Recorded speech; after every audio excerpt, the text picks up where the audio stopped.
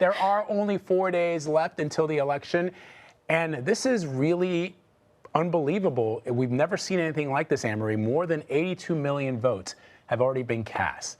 The presidential candidates are setting their sights now on the Midwest today. This final stretch comes as the U.S. sees its worst day on record for new coronavirus cases. And the way the two candidates diverge on their handling of the pandemic is on full display on the campaign trail today. Democratic presidential candidate Joe Biden is headed to Iowa, Wisconsin, and Minnesota today for several socially distanced drive-in style events, while the president will be holding multiple packed rallies across Michigan, Wisconsin, and Minnesota. Now, according to the New York Times, the president has canceled his plans to appear at the Trump International Hotel for an election night party in Washington. Instead, he will reportedly remain at the White House. Ed O'Keefe has the latest on the campaign trail. Millions of Americans across the country, like the folks here in line in New York, are continuing to cast ballots early this year. As they do that, the president and Joe Biden are out doing last-minute outreach to folks who may still be deciding whether to vote at all and who to vote for. They'll both be in Midwest battleground states today after spending time in sunny Florida on Thursday. I'm thrilled to be here in our home state, Florida. On Thursday, the president and Joe Biden rallied their supporters in Tampa, Florida. Hello, Tampa! Tampa is part of the critical Central Florida corridor that often decides statewide elections. The rallies were starkly different in messages and visuals.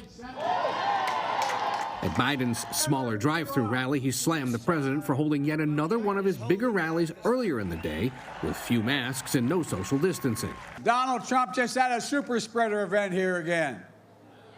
They're spending more than just coronavirus. He's spreading division and discord. You know the bottom line, though? You're going to get better. You're going to get better. If I can get better, anybody can get better. Not only did the president again downplay the virus, which is surging across the country, he also encouraged measures not being followed at his own rallies. If you get close, wear a mask. Always controversial. It's not controversial to me. You get close, you wear a mask. Social distance. Mr. Trump also boasted about the record economic growth in the third quarter. This is the biggest event in business in 50 years. Nobody's ever seen a number like this. Under President Trump, his campaign quickly unveiled a new ad to tout the numbers. Whoa! Look at that. The economy growing at a record 33.1%. But more than 12 million Americans are still without a job, and the economy is still not back to its pre-pandemic highs. Economists warn it's weakening again as coronavirus cases climb. I'm not going to shut down the economy. I'm not going to shut down the country. I'm going to shut down the virus. But Biden had to cut his Tampa event short. God bless you all. Because of the rain. While the president was forced to postpone a rally in Fayetteville, North Carolina due to high winds and rain left over from Tropical Storm Zeta. Earlier in the day, some supporters at his Tampa rally had to be escorted out amid hot, humid temperatures. In yet another example of the challenges caused by the pandemic, Iowa, where Biden is headed today, is one of many states that has had to consolidate polling sites in order to address potential public health concerns. But state officials there and across the country believe that with all of the early voting that's gone on, either through the mail or in person, like at lines like this one, that the crush on Election Day should be more manageable.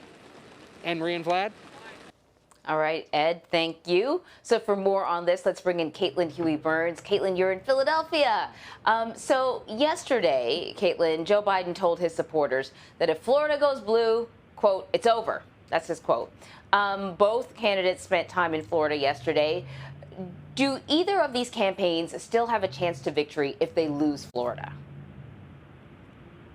Hi, Anne-Marie. Well, I love Philadelphia, but I do wish I was in Florida today because we are having a very cold, rainy day here this morning. But Florida is really key for the Trump campaign.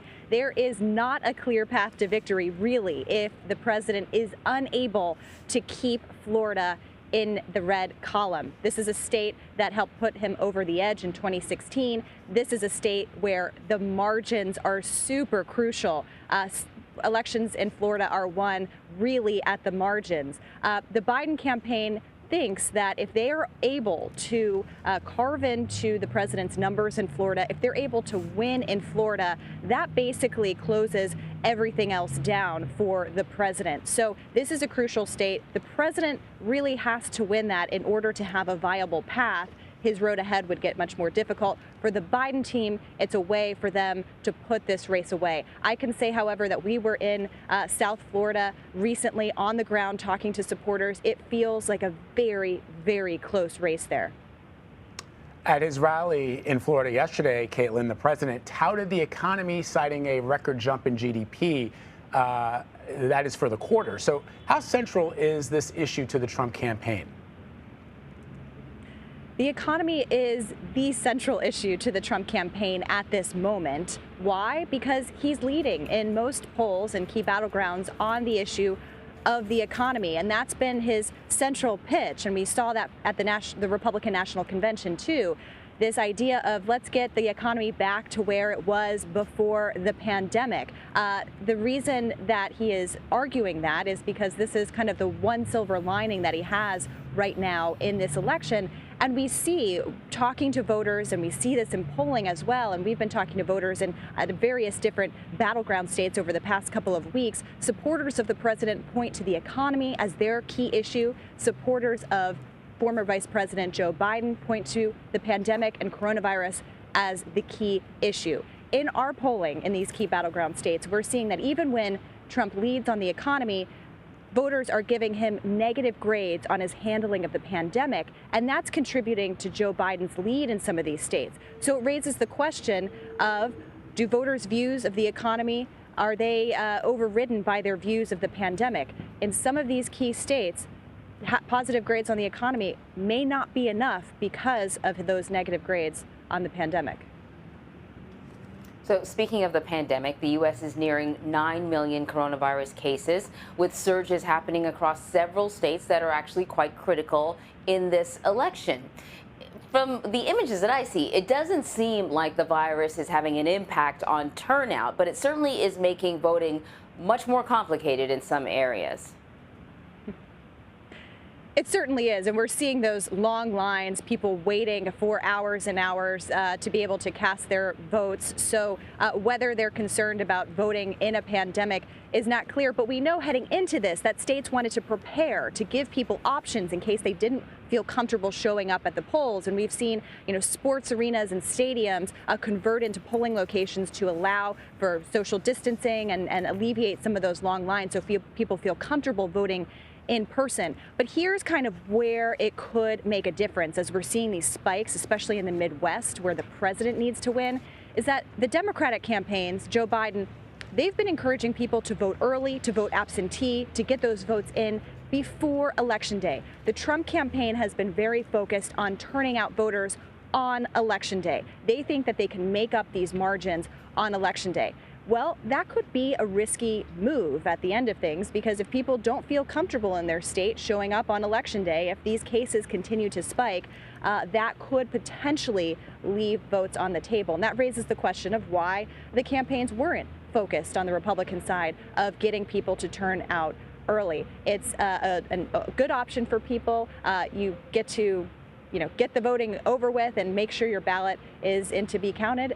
So we'll see kind of whether this proves to be a deterrent in terms of actually getting people out. Caitlin, you're in Pennsylvania today, which is a key battleground state. At least 2 counties in the state say they won't begin counting mail-in ballots until the day after the election. So what can you tell us about these regions, and what could this move mean for when we actually find out the results for this critical state? When do you think we'll learn what the deal is with Pennsylvania on November 3rd? So here's what we need to remember about Pennsylvania is that they can't even begin opening up ballots and preparing the signatures until Election Day. That's different from a state like Florida, where they've been already processing these ballots. And by that, I mean just opening them up, checking the signatures, not tabulating them just yet, but just being able to open up. That's why the Secretary of State and election officials have been warning for weeks and weeks and weeks that counting the votes here is going to take a while, so do not be discouraged. This is the first time that we're going to see voters overwhelmingly voting absentee in Pennsylvania. There are 2 counties, traditional Republican counties here in Pennsylvania, that said that they're not going to open up those ballots until the day after Election Day. And remember, in Pennsylvania, the state Supreme Court extended the deadline to receive absentee ballots. You have until Friday, November 6th. You have to postmark them by Election Day, but if they're received after Election Day by Friday, they are going to be counted, at least as of now. So this decision by some of these two counties could mean further delays in results. Why are these delays important? Well, Pennsylvania was determined by 44,000 votes in 2016. It's a crucial battleground state, so every little bit here counts. That's why the president is going to be here tomorrow in Bucks County, and we just got notice, too, that Joe Biden is coming back to Philadelphia on Sunday. All right, Caitlin Huey-Burns. Caitlin. Sorry, Anne-Marie, go ahead. Just a reminder to Caitlin, despite the rain there, it is always sunny in Philadelphia. What you're witnessing is liquid sunshine mixed with a little attitude. We need you here, Anne-Marie, and bring out that sunshine for us. So what you're saying, Anne-Marie, in Philly, liquid sunshine mixed with a little attitude is rain. It looks like rain, but that's not what it is. Love well, it. Anne-Marie, we're going to be here for it through Election Day, so send that sun our way, and we'll be here regardless. And all that liquid sunshine, you need an umbrella, galoshes, gloves, a raincoat. Thank you, Caitlin. We appreciate it.